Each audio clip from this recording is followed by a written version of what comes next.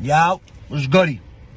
I know everybody's riled up right now and going crazy with this election shit, November 3rd, but I need to let y'all know November 3rd has been a fucking great day in my life for the last 11 years, right? Today makes 11 years that I haven't done a drug or touched alcohol or done nothing. And like to the normal person, that's like, you shouldn't have been doing that anyway. But November 3rd, 2009, I made the decision to cut all the bullshit and negativity out of my life with the alcohol and drug use. And since then, my life has gone nowhere but up, right? And I'm making this video to tell y'all, if y'all watching this and going through the same thing or something similar, that like, I know it's cliche, but if I could do it, you could do it. But like, listen, I was sleeping on the lifeguard chairs in Coney Island, like not in the summertime, in the wintertime. I was sleeping in the project staircases, and like, I know somebody on every block, in every building, on every floor in Coney Island, and nobody was fucking with me because I had robbed everyone. I had fucking done like grimy shit, and I fucking stunk. I hadn't showers. I was like at the bottom, nowhere to go but up, right? And I had a moment of clarity where I was like, yo, I could keep going how I'm going, and real soon I'm gonna be dead, or I'm gonna be in jail for the rest of my life, right? Or I could stop everything right now and live my dreams. And from that fucking day on, I never touched a drug or had a drink of alcohol or nothing like that. And the proof, like, y'all see it. Like, if y'all been following me, like that skinny nem shit, that wasn't because I was just skinny. No, that's because I was a fiend. You know what I'm saying? That's because I was a fucking bum. You know what I'm saying? And I started getting fat and getting my weight up when I stopped all of that shit. You know what I'm saying? And like, you see it, like the music. I've been working at this music shit for 20 years, like, and that's always been my dream, right? But at the end of my road using, like, I had given up. It was a wrap.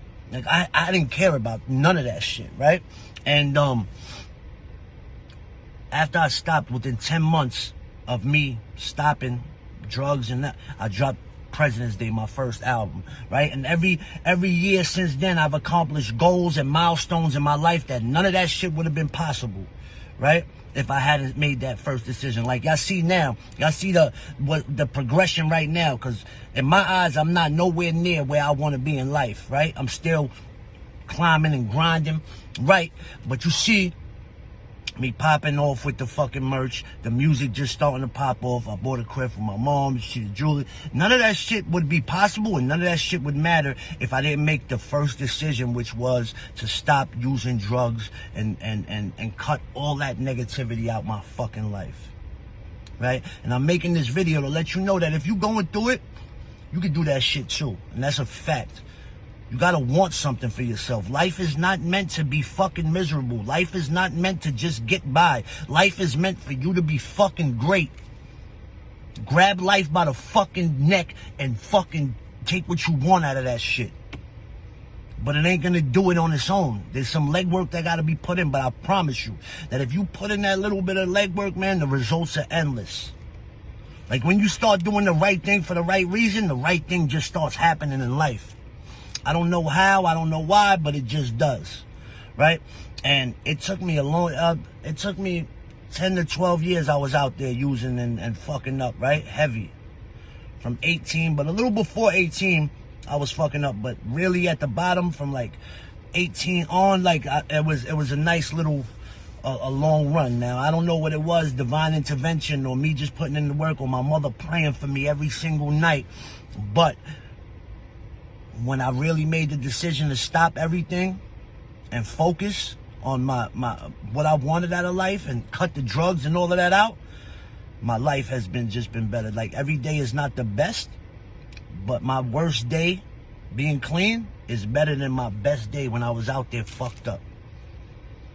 Right? So I'm making this video just to let y'all know, if y'all going through the same shit, man, I've been there. And there's a light at the end of the tunnel if you just give yourself a shot, man. Salute. Have a great day. Bang. Matter of fact, go buy some merch. fyl.nyc. You know the vibes.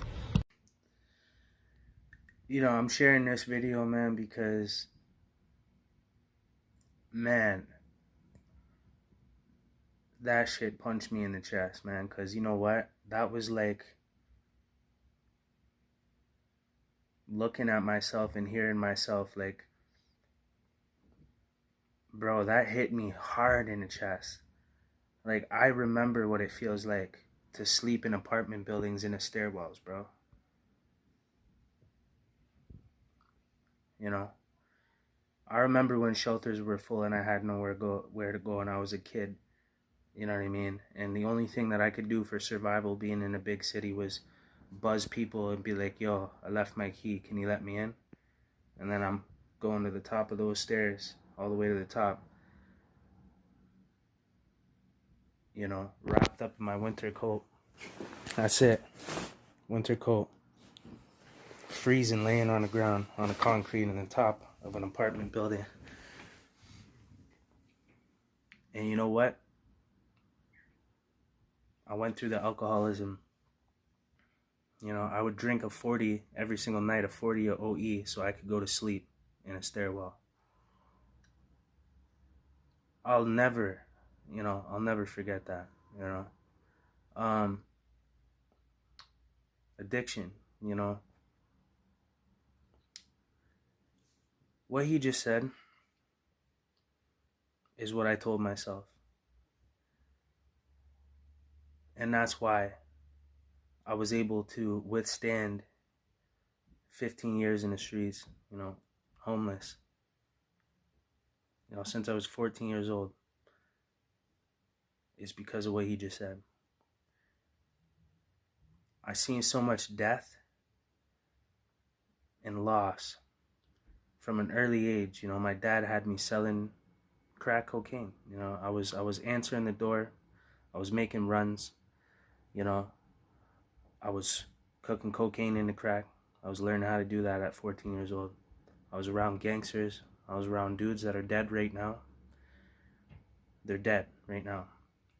I was around guys that got life that are, you know, they're no longer free. They got first degree murder, you know. And these guys were there when I was 14 years old in my apartment teaching me how to cook cocaine in a crack. I grew up like that. I didn't ask for that. It wasn't a choice, you know. That was just, I was inherited, you know. But it was my going so dark, so deep into that hole, what makes you understand the light. You have to know the darkness in order to understand the light fully, to value and cherish it. And if you can go that far into the pit and make it out, it'll be the strength that you have for the rest of your life, you know, that will keep you going. And you are meant to be great, and we were meant to be great. Man, that hit me so hard. I had to share it. That was like looking at myself, you know, in 10 years or something. Like, you know, music. I'm sincere in music, but I'm known as Corey Resilient, you know. That's the life force. That's the driving force for me, and it always has been. And that's what kept my mental health in check. That's what kept me in check. That's what kept me willing and able to conquer everything that came against me. It was the music, man, and that's still my dream too. But see, that just shows you, man. You know, I was there, man. I was drunk every day. You know, I was selling crack, you know, and I was selling coke, and sometimes I would do the coke. You know what I mean? I do when I was a teenager, from 15 to 18. I messed around a bit, but I also watched my father stick a needle in his vein, right in front of me, and actually poke himself. I don't know, 10, 15 times around the vein, because he can't hit the vein because he's withdrawing so bad, shaking, that he needs this drug in him that he can't get it in him. And he looks at me, you know, a 14-year-old kid, and begs me to help him inject heroin. So that's what did it for me. You know, that kept me away from the drug world. I started off as a drug seller, and I got to witness it destroy my father, and everybody around, you know. And somehow it's a miracle how I didn't give in to the drugs, being influenced by it, selling it, having access to it since I was 14 years old. I could access a gun. I could access, you know, any amount of drugs that I wanted. You know, I was selling ecstasy, I was selling weed, I was selling coke, I was selling crack, you know, since a child. But you have to make that decision, man. You got to know what you want out of life. And once you suffer so bad and you know the darkness so bad, and you know death so well. My dad died, my dog died, you know, my first love died last year, you know. I can never get her back. I can never get that back. I wish I could make peace with her. I wish I could be like, you know what? I forgive you for everything. I hope you forgive me. You know what I mean? But I can't. It's over, you know? And I'll have to live with that. My dad, I was in Barton Jail in Hamilton, Ontario, when my father died. And, you know, he just got out of a 3-year bid. And then he dies when I'm in jail. I go to jail. He warned me, told me, the way I'm moving, I'm going to be in jail like him. And I'm going to follow his footsteps. You know, but it was in my DNA. But it's unfortunate, man. But I am so blessed to be alive. I'm blessed to be sober. I'm blessed to be housed right now. You know, I spent most of my life homeless off and on. Had no work experience. Couldn't have extensive criminal record. From I was 15 years old. I got a 6-year probation order and didn't get off until I was like 20 something. Like my whole life is, you know. But I just thought that was powerful. I wanted to share this video, and just made me really think, man, what's important. And it starts with the first step. You have to learn to hate those things that are taking you under. You have to learn. You have to just make that move. You gotta get mad, bro. You gotta be like, fuck this. I'm fucking not dying like my dad. I'm not dying like my boy. I'm not dying like my first love. I'm not fucking going out like that, man. You know what I mean? And it's so easy to die, bro. So easy to fucking die, but it's so hard to live, man. You know, so I just hope people that are struggling with homelessness or addiction or anything like that, just know, man, that, you know, from the darkest pit of fucking hell, you can make it out of it. You have the will. God blessed you, even if you believe in the God or not, man. I'm telling you, that's why he said, call it divine intervention or not. You don't want to, you know, you don't want to insult nobody or challenge people's beliefs, but in reality, bro, you know, we're in a spiritual warfare. You know what I mean? And you can come up out of that, man, like from the darkest corner. You know, so that's the hope, man, and that's the proof, man. There's people like us that have been through that darkness and overcame it.